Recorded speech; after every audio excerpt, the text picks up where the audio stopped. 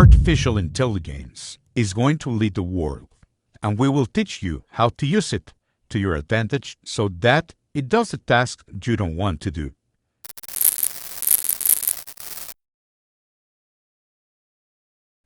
A new great tool that will help you improve your processes is called OpenAI. Just look for it on the internet, register with your email, and that's it. You can start playing. But what does this consist of? We are going to give you an example so that you understand as well as possible. Let's say you have a college assignment and you are being asked to write a 200-word essay about how taxes work for the good of society.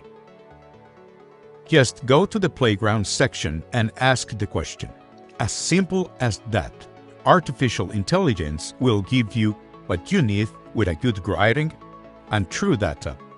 And best of all, if you still need information, just ask more about the subject. For example, ask for an example. Remember to write please at the end. Who knows if they will remember you later? Your creativity and this tool can do great things.